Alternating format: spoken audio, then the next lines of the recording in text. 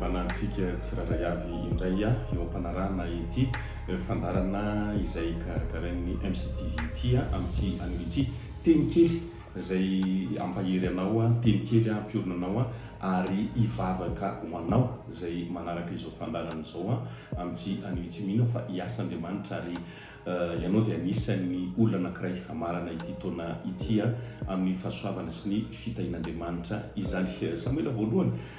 toko fa 7 dia ao amin'ny 17 amin'ny anaran'i Jesosy mivaky toy izao hoe ary raha mbola niresaka tamin'izy izy indro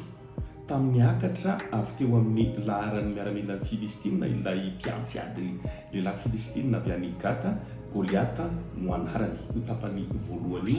io no raisitsika ahitsika tsara ny tantaran'i Davida Goliata fa Davida sy Goliata hoy ny ten'Andriamanitra hoe ary raha mbola niresaka tamin'izy zany hoe mbola misy zavatra nataon'i Davida misy asa nataon'i Davida dia tonga dia nitapahany Goliata tampoka tonga dia niseho izy ary milesona izay ampahiresiko anao amin'ity anio ity mety tamin'ity taona ity be dia be ny zavatra fanirianao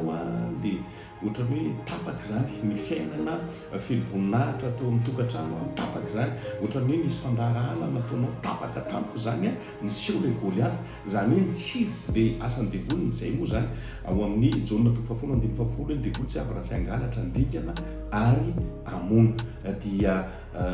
tapaka ny zavatra rehetrarehetra ohatrany hoe tsara be niteka ho anao daholo ny olona tamin'ny voalohany fa avy eo tapaka le izy fa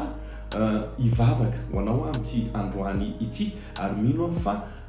milohan'ny efarany tetoana ity za dia raisitsika foana ny tenin'Andriamanitra hoe ho tsara ny fiafaran'ny raharaha noho ny fiandohana na dia ohatrany hoe raha tsy ara ny deparanao dia mino fa amin'ny alalan'ity vavaka ity ho tsara fafary ianao ho tahian'Andriamanitra ianao ho ambinin'Andriamanitra ianao ary mirary fa ny taona 420 tsy ho tapaka izany intsony ny fahasoavana tsy ho tapaka ny fitahin'Andriamanitra tsy ho tapaka ny fandresena tsy ho tapaka ny fahasalamana izay anananao tsy ho tapaka ny fandraharahana fa ito zany ary ny fiainanao voninahitra makamy voninahitra makamy voninahitra makamy voninahitra ivavaka asika raha io mankasitraka anao amin'ny anaran'i Jesosy Kristy misaotra betsaka ny amin'ity fotoana manokana ity amin'ny mampanomponao dia mivavaka ho amin'ny mpijery rehetrarehetra amin'izao fotoana izao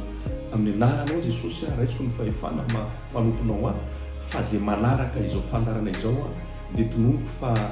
ho tsara ny fiafaran'ity 7 ity ary tononoko fa tsy ho tapaka ny fahasoavana rehetra mandritra ny taona 420 na eo amin'ny tokantrano na ny asan'ny tanana na ny fianaran'ny ankizy na ny fiainan'ny tanora amin'ny anaran'i Jesosy tonomboko ny voninahitra makamy voninahitra fahatsarana makamy fahatsarana fanambinana makamy fanambinana fahasalamana makamy fahasalamana izy fiarovana ny tsiraray avy ary tonomboko ity fandarana ity dia izy fiatraikany lehibe ho an'izay mampandroso azy dia mankasitraka Jesosy Kristy anao ny dery anao ny laza anao ny voninahitra sotra tompo malalo amen.